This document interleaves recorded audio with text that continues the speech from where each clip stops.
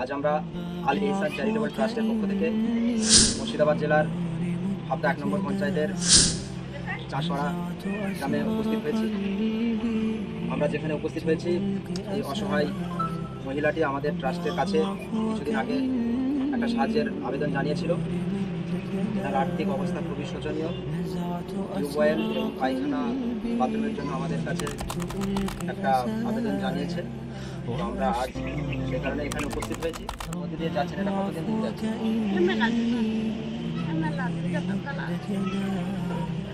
Income করার মতো লোক নেই।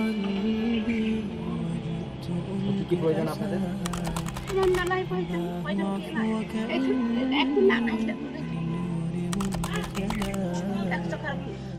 ট্রাস্টের মানে কাছে আবেদন জানিয়েছিলেন একটা টিউবওয়েলের জন্য আর পায়খানা বাথরুমের জন্য, এই তো?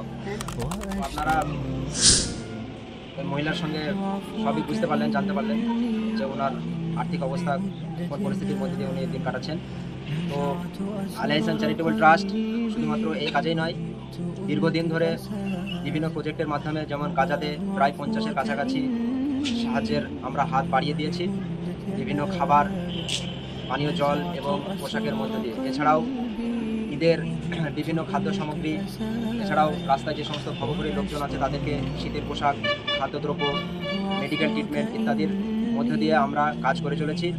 আপনারা যে সমস্ত লোকজন এই ভিডিওটা দেখছেন বা আগামী দিনে যারা দেখবেন, তাদের কাছে আমার একটাই অনুরোধ, কারণ সকলের প্রচেষ্টায় এই ট্রাস্ট, এই সকলের আর্থিক সহযোগিতার মধ্যে দিয়ে এই ট্রাস্ট অনবরত কাজ করে চলেছে। তাই আপনাদের কাছে আমাদের এই ট্রাস্টের পক্ষ থেকে একটা আবেদন যে আপনারা যত বেশি আর্থিকভাবে আমাদেরকে সাহায্য করবেন, আমরা ততই এই অসহায় মানুষদের পাশে আমরা দাঁড়াতে পারব।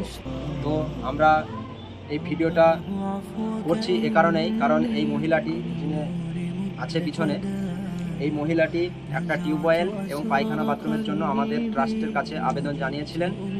তো সেই কারণে আমরা এখানে উপস্থিত হয়েছি। আপনাদের কাছে অনুরোধ, আপনারা আর্থিকভাবে সহযোগিতা করে এই মহিলাটিকে হেল্প করার চেষ্টা করবেন।